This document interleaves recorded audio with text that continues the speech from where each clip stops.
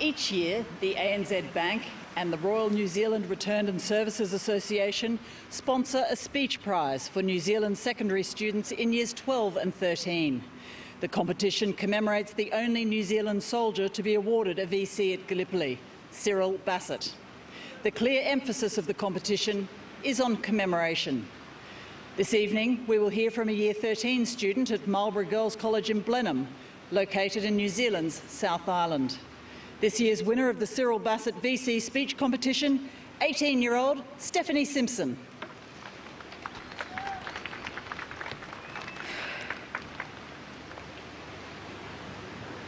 I stand before you today, an 18-year-old girl with my head full of thoughts for my next steps. College qualifications, courses at university, careers for the future. It's exciting, sometimes daunting, definitely challenging, but possible, entirely possible. As I chase my goals from day to day, it is so easy for me to set my gaze far ahead on the distant horizon. But how often do I take the time, or even the trouble, to look back? Do I ever stop to think about the lottery of life that has placed me here in 2016? And where would I have been 100 years ago? A different me, a different destiny. In 1915, as the war in Europe continued to send out its tentacles of evil across the globe, what would I have been thinking or doing? My brothers, my cousins, my friends launching themselves into hostile foreign landscapes. Young men brimming with the unbridled vigour and invincible optimism of youth. But what could I have contributed? Perhaps I would have been one of the young New Zealand nurses, farewelling their whānau at the dockside, so determined to play their part, so persistent in their passion to take their place, that despite being rejected twice by the military high command, they too finally found themselves setting sail for Gallipoli in April 1915. Can I even begin to imagine the thoughts that would have been pounding in my head as my beloved homeland disappeared from view? Or the speed of my beating heart as we steamed across deep and treacherous waters? Perhaps I would have served under Evelyn Gertrude Brooke. I wonder if you recognize her name.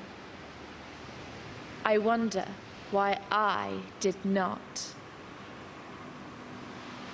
32-year-old Evelyn was matron on board the New Zealand hospital ship Mahino, caring for the wounded, the maimed, and the dying of the Gallipoli landings at ANZAC Cove. Anchored just half a mile from the firing line, the heavy guns created such fierce vibrations that the ship itself shook. A man-made quake to rattle even the ocean. Could I have held captive the terror as I confronted the carnage? Could I have coped? Tending those valiant men with whom we had vowed to go down if the ship were to sink, and trying to remain composed, compassionate, as the injured flooded in. One sterilizing room, 1 anaesthetising room, 2 operating theatres, just 14 nurses, and 500 new casualties every day. No time to rest. The air thick with suffering. Organised chaos, overcrowded, sickening, bedlam, bloody, horrible.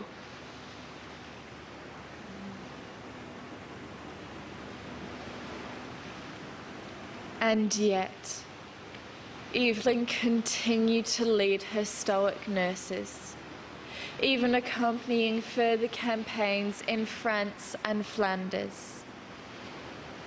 She knew what to expect. She knew that the battle would rage not only outside her makeshift hospital walls, but also within her wards. She knew that she must keep going. In the words of an unknown New Zealand soldier, tending her stricken heroes, lamp in hand, to do this work of love and mercy here. Fittingly, Evelyn was recognised for her bravery, devotion, and commitment. She became our most highly decorated nurse, the only one to receive the Royal Red Cross and Bar, first class. Our Kiwi nurses left Aotearoa, the land of the long white cloud, for the battlefields of hell, exchanging the sanctuary of their dreams for a lifetime of nightmares. Their resilience and perseverance were extraordinary. Their dignity remained intact. Beauty flees fast from war, but it found a safe haven in the hearts of these nurses. Would I have found the courage to be one of those manawahine, strong women?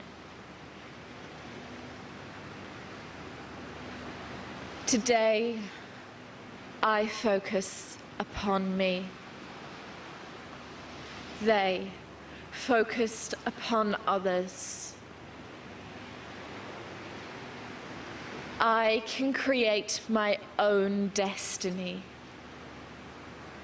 Theirs was seized by the heavy hand of fate. I anticipate my future. They contemplated their end. Kamate, kamate, kaora, kaora. Indeed, it is life. It is death. Now I begin to understand. My lifestyle is the legacy of those who left behind all that they loved.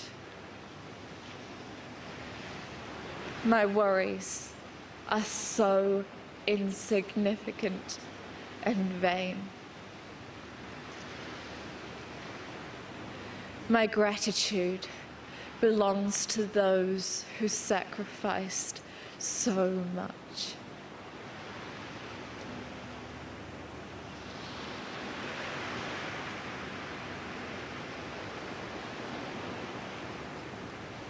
Thank you.